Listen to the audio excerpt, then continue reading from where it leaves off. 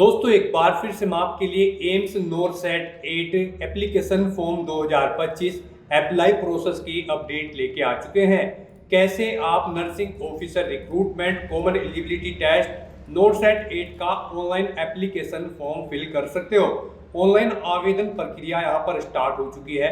आवेदन करते समय आपको कुछ महत्वपूर्ण बातों का ध्यान रखना होगा, तभी आपके एप्लीकेशन फॉर्म सक्सेसफुली सबमिट किए जाएंगे। और आवेदन करते समय आपको कोई भी गलती या फिर मिस्टेक नहीं करनी होगी, नहीं तो आपके एप्लीकेशन फॉर्म यहाँ पर रिजेक्ट हो सकते हैं। आवेदन करते समय आपको फोटोग्राफ, सिग्नेचर, डॉक्यूमेंट्स कैसे और कितने केबी में अपलोड करने होंगे, कंप्लीट जानकारी आपको इस वीडियो में दी जाएगी। साथ ही साथ इस वीडियो में हम आपको ये भी जानकारी दिखाएंगे कि क्या यहाँ पर एलिजिबिलिटी क्राइटेरिया है, क्या एज लिमिट है, एज रिलैक्सेशन आपको मिलने वाली है या फिर नहीं, वो आप चेकआउट कर सकते हो। सिलेक्शन क्राइटेरिया आपका क्या रहेगा, क्या आपका हाउ टू अप्लाई का कंप्लीट प्रोसीजर दिया गया है। इसमें फोटोग्राफ, सिग्नेचर, डॉक्यूमेंट्स की लिस्ट दी गई है, कैसे और कितने केबी में आप अपलोड कर सकते हो। एग्जामिनेशन सेंटर की भी आपको लिस्ट दे दी गई है। तो अप्लाई ऑनलाइन करने से पहले आपको नोटिफिकेशन की पीडीएफ पूरा पढ़ना अनिवार्य है। एम्स नर्सिंग ऑफिसर का फॉर्म फिल करने के लिए कंप्लीट जानकारी हम आपको इस वीडियो में शुरू से लेके एंड तक स्टेप बाय स्टेप दिखाएंगे। तो आपको ये वीडियो बिना स्किप किए हुए पूरा देखना होगा। इस वीडियो को कंप्लीटली देखने पर ही आपके सभी सवाल और डाउट क्लियर होंगे। तो चलिए दोस्तों, बिना कोई वक्त गंवाए शुरू करते हैं AIIMS nursing NORCET 8 online form 2025 की पूरी जानकारी। फॉर्म भरने के लिए सबसे पहले आपको हमारी वेबसाइट आईएनडी सरकारी नौकरी के इस पेज पर विजिट करना होगा, जिसका लिंक आपको नीचे description plus first comment box में मिल जाएगा। और हमारे इस पेज पर विजिट करके आप यहां से एम्स नोरसेट 8 का ऑनलाइन एप्लीकेशन फॉर्म फिल कर सकते हो। All India institute of medical science AIIMS अखिल भारतीय चिकित्सा संस्थान के अंतर्गत nursing officer recruitment common eligibility test NORCET 8 का नोटिफिकेशन रिलीज कर दिया गया है। यहाँ पर बात अगर डेट की जाए तो लास्ट डेट आवेदन करने की 17 मार्च 2025 है। 17 मार्च तक आप अपना फॉर्म फिल कर सकते हो। Stage first NORCET CBT exam 12 अप्रैल को कंडक्ट होने जा रहा है और मेन ऑनलाइन एग्जाम सीबीटी 2 मई को कंडक्ट होगा। 2300 से 34,800 सैलरी है। बीएससी ऑनर्स नर्सिंग या बीएससी नर्सिंग और बीएससी पोस्ट सर्टिफिकेट या पोस्ट बेसिक बीएससी नर्सिंग या डिप्लोमा जीएनएम से भी आप अप्लाई कर सकते हो। एज लिमिट 18 से 30 वर्ष है। फीस जनरल ओबीसी के लिए 3000 है, एससी एसटी के लिए 2400 है। पीएच को फीस जमा नहीं करनी होगी, ऑनलाइन या ऑफलाइन आप पेमेंट कर सकते हो। सिलेक्शन होगा stage first NORCET pre exam, stage second NORCET main exam, stage third document verification, stage 4 medical examination के आधार पे ऑनलाइन अप्लाई कर सकते हो। ऑल इंडिया से अप्लाई कर सकते हो। amsexams.ac.in इसकी ऑफिशियल वेबसाइट है, जिससे आप ऑनलाइन अप्लाई कर सकते हो। इंपोर्टेंट लिंक सेक्शन के अंतर्गत ऑफिशियल नोटिफिकेशन पीडीएफ लिंक पर आप जैसे ही क्लिक करोगे तो इसकी ये ऑफिशियल नोटिफिकेशन की पीडीएफ ओपन हो जाएगी। इसमें सबसे पहले आप देख सकते हो यहाँ पर एलिजिबिलिटी क्राइटेरिया की नोरसेट के लिए डिटेल दे दी गई है। इसको आप यहाँ से रीड आउट कर सकते हो। देन उसके बाद एज लिमिट चेकआउट कर सकते हो और यहाँ पर फीस की जानकारी आपको दे दी गई है। आवेदन करने की डेट की जानकारी दी गई है और साथ ही साथ ऑनलाइन आवेदन करने की यहाँ पर आपको टाइमिंग दे दी गई है। और यहाँ पर आपको पूरे इंस्ट्रक्शंस भी दिखाए गए हैं कि कैसे आप फॉर्म फिल करोगे। एज रिलैक्सेशन की भी जानकारी है। एससी एसटी के लिए 5 साल की छूट है, ओबीसी के लिए 3 साल, पीडब्ल्यूबीडी के लिए 10 साल। इसी तरह से सभी कैटेगरी के लिए एज रिलैक्सेशन आप चेकआउट कर सकते हो। इसी तरह से यहाँ पर आप इस पेज को नीचे स्क्रॉल डाउन करोगे तो आपको इसमें सिलेक्शन क्राइटेरिया की डिटेल दे दी गई है। इसमें आपका चयन होगा प्री मेन एग्जाम, उसके लिए आपको पैटर्न दिया गया है, एग्जाम पैटर्न और सिलेबस की आपको डिटेल में सब्जेक्ट वाइज जानकारी दे दी गई है। साथ ही साथ यहाँ पर आपको ऑनलाइन आवेदन करने की गाइडलाइंस दी गई है कि फोटोग्राफ, सिग्नेचर, डॉक्यूमेंट कैसे और कितने केबी में आपको अपलोड करने होंगे। एग्जामिनेशन सेंटर की पूरी लिस्ट भी आपको दिखा दी गई है। तो अप्लाई का पूरा प्रोसीजर आप यहीं से चेकआउट कर सकते हो। अप्लाई ऑनलाइन करने से पहले आपको नोटिफिकेशन की पीडीएफ पूरा पढ़ना अनिवार्य है। इसको पूरा पढ़ने से आपके सभी सवाल और डाउट क्लियर होंगे। पीडीएफ रीड आउट करने के बाद में आपको अप्लाई ऑनलाइन लिंक पर क्लिक करना होगा, तो आपके सामने इसका ऑनलाइन का पोर्टल ओपन हो जाएगा। गाइस, यहाँ पर अगर आपने पहले से रजिस्ट्रेशन कर रखा है तो आपको लॉगिन टू अप्लाई इस टैब पर क्लिक करना है और उसके बाद आपके सामने यहाँ पर लॉगिन का इंटरफेस ओपन हो जाएगा। यहाँ पर आप अपनी आईडी या मोबाइल नंबर एंटर करें, अपना पासवर्ड एंटर करें, लॉगिन की टैब पर क्लिक करके अपने डैशबोर्ड में लॉगिन कर ले और फिर यहाँ पर आप अपना फॉर्म अप्लाई कर ले। और अगर आप इस एग्जाम में पार्टिसिपेट करने के लिए फर्स्ट टाइम अप्लाई करने जा रहे हो तो सबसे पहले यहाँ पर आपको अपना अकाउंट क्रिएट करना होगा। उसके लिए आपको क्रिएट न्यू अकाउंट की ये टैब दी गई है, आपको इस पर क्लिक करना है। उसके बाद आपके सामने यहाँ पर कुछ इस तरह से इंटरफेस ओपन होगा। यहाँ पर आकर सबसे पहले आपको अपना नाम एंटर कर देना है। उसके बाद यहाँ पर आपको अपना नाम री एंटर करना होगा कंफर्मेशन के लिए। फिर यहाँ पर आप अपना मोबाइल नंबर एंटर करें, उसे एक बार फिर से एंटर करके कंफर्म कर ले। ऐसे ही आप अपनी ईमेल आईडी यहाँ पर एंटर करें और फिर उसे भी कंफर्म कर ले एक बार फिर से टाइप करके। उसके बाद यहाँ पर आपको अपना पासवर्ड एंटर करना है। यहाँ पर गाइड आपको पासवर्ड के लिए गाइडलाइन दी गई है। आपका पासवर्ड यहाँ पर 8 से 10 कैरेक्टर के बीच में होना चाहिए और ये यहाँ पर अल्फा न्यूमेरिक फॉर्मेट में होना चाहिए। मीन्स आपके पासवर्ड में यहाँ पर एक अपर केस कैरेक्टर, एक लोअर केस कैरेक्टर, एक इंटीजर नंबर और एक स्पेशल कैरेक्टर जैसे कि @ या फिर डॉलर होना चाहिए। तो इस फॉर्मेट में यहाँ पर आपको अपना पासवर्ड क्रिएट करना है। वही पासवर्ड आपको कंफर्म पासवर्ड फील्ड में एंटर करना है और इसे कंफर्म कर लेना है। उसके बाद यहाँ पर आपको अपना आधार नंबर एंटर करना है और फिर आपको वेरीफाई आधार ऑप्शन पर क्लिक करके अपना आधार यहाँ पर वेरीफाई कर लेना है। आपके रजिस्टर्ड मोबाइल नंबर पर एक OTP आएगा जिससे आपका आधार कार्ड अटैच है। वो OTP आपको यहाँ पर एंटर करके अपना आधार वेरीफाई कर लेना है और फिर आपको यहाँ पर इस चेकबॉक्स को ओके करने के बाद आपको यहाँ पर क्रिएट अकाउंट इस ऑप्शन पर क्लिक कर देना है। क्रिएट अकाउंट ऑप्शन पर क्लिक करने के बाद आपको यहाँ पर एम्स के इस पोर्टल पर रिडायरेक्ट कर दिया जाएगा। अब यहाँ पर आने के बाद आपको नर्सिंग ऑफिसर रिक्रूटमेंट नोरसेट इस टैब पर क्लिक कर देना है। उसके बाद यहाँ पर आपको nursing officer recruitment common eligibility test NORCET 8 के सामने व्यू डिटेल्स इस ऑप्शन पर क्लिक करना है और फिर आपको लॉगिन टू अप्लाई इस ऑप्शन पर क्लिक कर देना है। उसके बाद यहाँ पर आपको अपनी आईडी या फिर मोबाइल नंबर एंटर करना है, अपना पासवर्ड एंटर करना है और लॉगिन की टैब पर क्लिक करके आपको अपने डैशबोर्ड में लॉगिन कर लेना है। आपके डैशबोर्ड में आपके सामने कुछ इस तरह से इंटरफेस ओपन होगा। अब यहाँ पर आकर आपको ऐड न्यू एप्लीकेशन इस टैब पर क्लिक कर देना है। उसके बाद आपके सामने कुछ इस तरह से इंटरफेस ओपन होगा। यहाँ पर अब आपके सामने nursing officer recruitment common eligibility test NORCET 8 का ये पोर्टल ओपन हो चुका है। एप्लीकेशन फॉर्म ओपन हो चुका है। इसमें अब आपको अपनी डिटेल्स प्रोवाइड करनी है। यहाँ पर आपको पहले अपनी बेसिक डिटेल्स प्रोवाइड करनी है।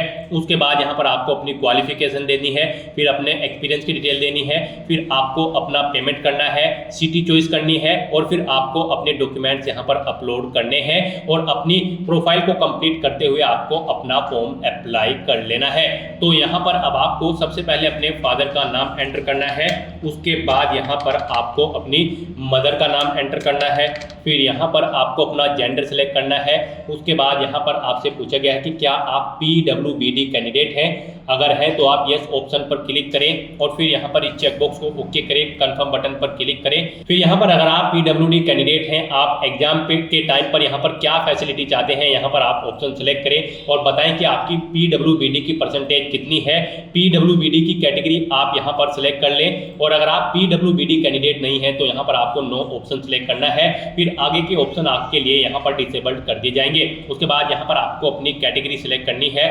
आप किस कैटेगरी से बिलोंग करते हैं, अपनी नेशनलिटी आपको सिलेक्ट करनी है, अपना स्टेट डोमिसाइल यहाँ पर आपको सिलेक्ट करना है। मींस आपको अपना स्टेट सिलेक्ट करना है।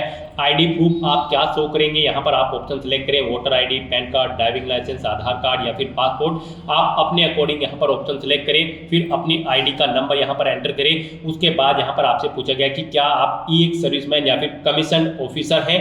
अगर हैं तो यस करें और फिर यहाँ पर उसकी डिटेल दें, जैसे कि सर्विस पीरियड आप अपना दें, सर्विस आपने कब से स्टार्ट की थी वो डेट यहाँ पर आप सिलेक्ट कर लें, कब एंड हुई है वो डेट आप सिलेक्ट कर लें। अगर नहीं है आप यहाँ पर एक सर्विसमैन या फिर कमीशन ऑफिसर तो आपको नो ऑप्शन सिलेक्ट करना होगा। आगे के ऑप्शन आपके लिए डिसेबल्ड कर दिए जाएंगे। उसके बाद आपसे पूछा गया कि क्या आप रेगुलर गवर्नमेंट सर्वेंट है। अगर है तो यस करें और फिर उसकी डिटेल दें, जैसे कि ऑर्गेनाइजेशन का टाइप सेलेक्ट करें, जॉब का स्टेटस बताएं, कब आप प्रेजेंट में पोजीशन पर हैं या नहीं, और अगर डेट ऑफ अपॉइंटमेंट यहाँ पर आपको सिलेक्ट करनी है, कब आप अपॉइंट हुए थे। और अगर आप रेगुलर गवर्नमेंट सर्वेंट नहीं है तो आपको नो ऑप्शन सिलेक्ट करना है। उसके बाद आपसे पूछा गया है कि क्या आप कॉन्ट्रेक्चुअल एम्प्लॉय हैं एम्स के। अगर है तो यस करें और फिर डिटेल दें उसकी, जैसे कि type of institute, contractual date of appointment. और अगर नहीं है तो आपको नो ऑप्शन सिलेक्ट करना है।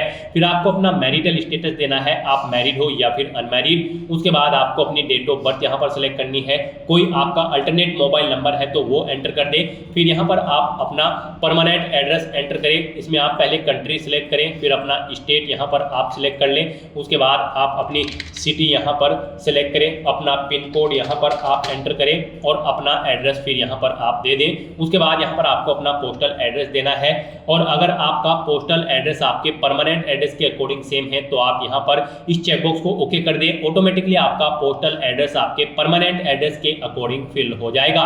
इस तरह से अपनी बेसिक डिटेल्स प्रोवाइड कराने के बाद अब आपको यहाँ पर सेव एंड नेक्स्ट ऑप्शन पर क्लिक कर देना है। नेक्स्ट यहाँ पर आपको अपनी एजुकेशनल क्वालिफिकेशन की डिटेल प्रोवाइड करानी है। गाइस यहाँ पर आप अपना क्वालिफाइंग एग्जाम यहाँ पर सिलेक्ट करें। आपने बीएससी ऑनर्स नर्सिंग या फिर बीएससी नर्सिंग की है या फिर बीएससी पोस्ट सर्टिफिकेट आपके पास है या फिर डिप्लोमा है आपके पास जीएनएम का। यहाँ पर हम आपको बता दें ऑफिशियल नोटिफिकेशन में से आप चेकआउट कर सकते हो। नॉर्सेट 8 एग्जाम में पार्टिसिपेट करने के लिए आपके पास बीएससी ऑनर्स नर्सिंग की डिग्री होनी चाहिए या फिर बीएससी नर्सिंग की डिग्री होनी चाहिए किसी इंडियन नर्सिंग काउंसिल या फिर स्टेट नर्सिंग काउंसिल से, या फिर आपके पास BSc post certificate post basic BSc nursing की डिग्री होनी चाहिए और यहाँ पर ये इंडियन नर्सिंग काउंसिल या फिर स्टेट नर्सिंग काउंसिल से रिकॉग्नाइज होनी चाहिए या फिर यूनिवर्सिटी से रिकॉग्नाइज होनी चाहिए, या फिर यहाँ पर आपका रजिस्टर्ड होना चाहिए nurse and midwife with state Indian nursing council से, या फिर आपके पास यहाँ पर डिप्लोमा होना चाहिए जीएनएम का किसी इंडियन नर्सिंग काउंसिल या फिर state nursing council recognised institute या फिर बोर्ड या फिर काउंसिल से। यहाँ पर ये रिक्वायर्ड एलिजिबिलिटी क्राइटेरिया है नॉर्सेट 8 एग्जाम में पार्टिसिपेट करने के लिए। तो यहाँ पर आपको अपने अकॉर्डिंग जो भी आपके पास डिग्री या फिर डिप्लोमा है वो यहाँ पर आपको सिलेक्ट करना है। उसके बाद यहाँ पर आपको देना है इंस्टीट्यूट का नाम जिससे आपने ये डिग्री या फिर डिप्लोमा किया है, फिर आपको यूनिवर्सिटी का नाम देना है अगर यूनिवर्सिटी से आपने अपना ये डिग्री कंप्लीट की है। डेट ऑफ पासिंग यहाँ पर आपको सिलेक्ट करनी है, कब आपने पास आउट की है वो डेट आप सिलेक्ट करें। फिर यहाँ पर आपको अपनी रजिस्ट्रेशन की डिटेल प्रोवाइड करानी है। यहाँ पर आपसे पूछा गया है आपकी डिग्री या फिर डिप्लोमा किससे रजिस्टर्ड है, नर्स एंड मिडवाइफ से।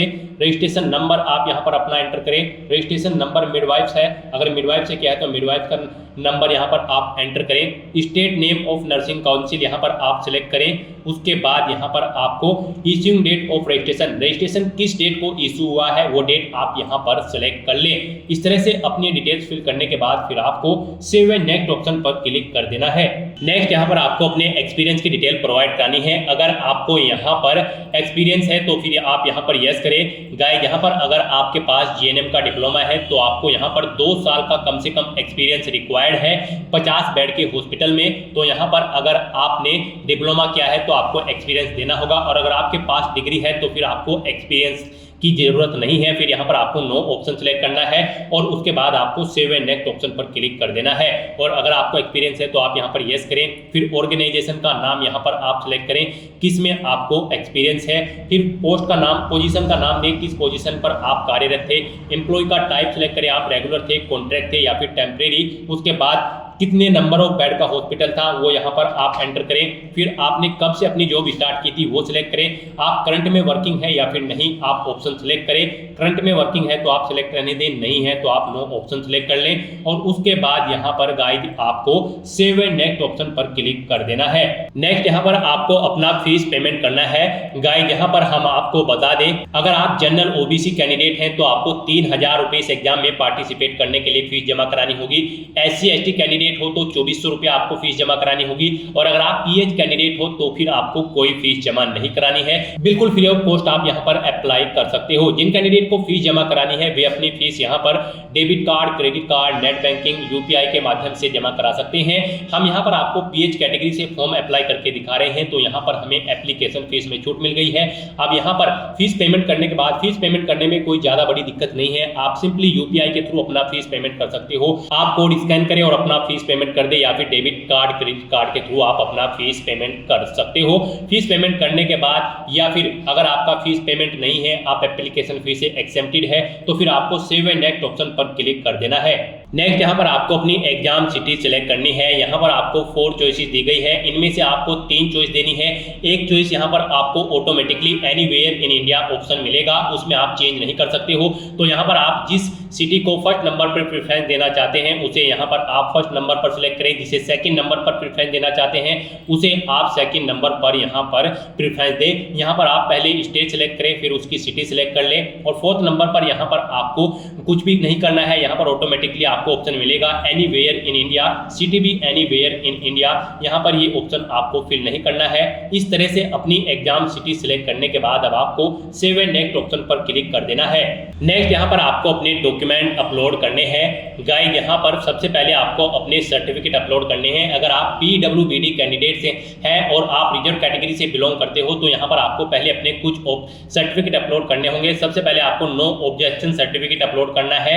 यहाँ पर आपका ये सर्टिफिकेट PDF फॉर्मेट में होना चाहिए। 2 MB उसका मैक्सिमम साइज रखा गया है, यानी कि 2 MB से कम आपका सर्टिफिकेट होना चाहिए। यहाँ पर आपको क्लिक है टू अपलोड की इस इमेज पर क्लिक करना है, फाइल को सिलेक्ट करना है और उसे यहाँ पर अपलोड कर देना है। उसके बाद यहाँ पर आपको अपना कैटेगरी सर्टिफिकेट अपलोड करना है। ये भी आपका PDF फॉर्मेट में होना चाहिए, 2 MB से कम होना चाहिए। यहाँ पर आप क्लिक है टू अपलोड ऑप्शन पर क्लिक करें, फाइल को सिलेक्ट करें और अपलोड कर दें। उसके बाद आपको अपना PWBD सर्टिफिकेट अपलोड करना है। अगर आप PWBD कैंडिडेट हैं, यहाँ पर भी आपको क्लिक है टू अपलोड के इस ऑप्शन पर क्लिक करना है, फाइल को सिलेक्ट करना है और उसे अपलोड कर देना है। इसका भी मैक्सिमम साइज 2 MB रखा गया है।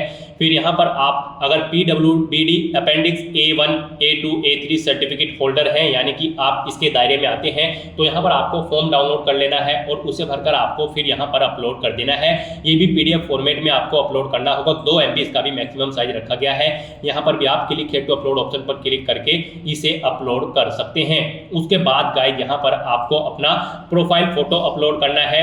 यहाँ पर आपका ये फोटो JPG, JPEG फॉर्मेट में होना चाहिए या फिर WEBP या फिर PNG फॉर्मेट में होना चाहिए और आपका ये फोटो यहाँ पर 2 MB से कम होना चाहिए। इसके लिए भी आपको क्लिक और drag file to this area to upload, आपको इस एरो की पर क्लिक करना है, फाइल को सेलेक्ट करना है और उसे यहाँ पर आपको अपलोड कर देना है। अगर आप अपनी इमेज क्रॉप करना चाहते हैं तो क्रॉप कर सकते हैं।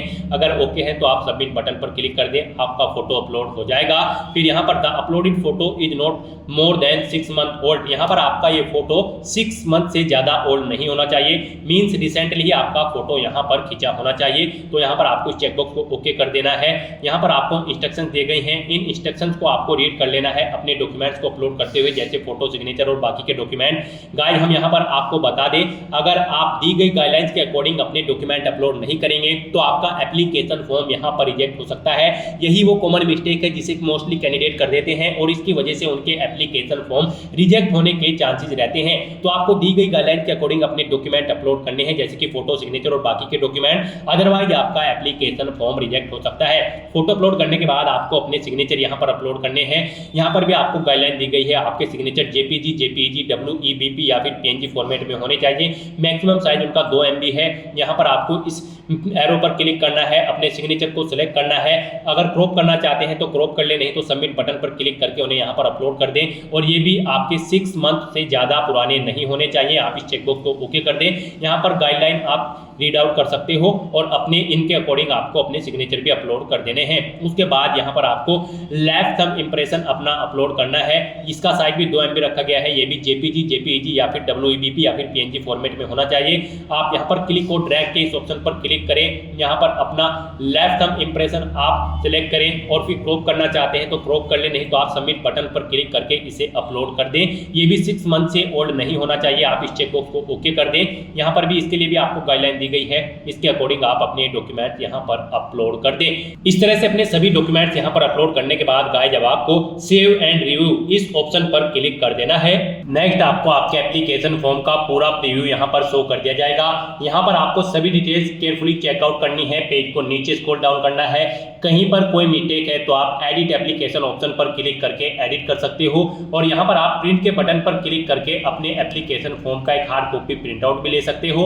और गाइस नहीं तो यहाँ पर अब आपको फाइनली सबमिट बटन पर क्लिक कर देना है। फिर आपके सामने यहाँ पर मैसेज शो हो जाएगा, आपका एप्लीकेशन फॉर्म सक्सेसफुली सबमिट हो चुका है। अब यहाँ पर आप गो टू डैशबोर्ड इस ऑप्शन पर क्लिक करें। फिर आपको यहाँ पर आपके डैशबोर्ड में रिडायरेक्ट कर दिया जाएगा। यहाँ पर आपको एप्लीकेशन का स्टेटस सबमिटेड शो कर दिया जाएगा।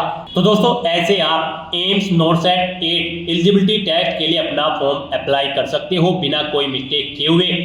आज की इस वीडियो में बस इतना ही। आई होप ये वीडियो आपको पसंद आई होगी। अगर पसंद आई हो तो इसे लाइक और शेयर करें। चैनल पर नए हो तो इसे सब्सक्राइब कर लें। Thanks for watching.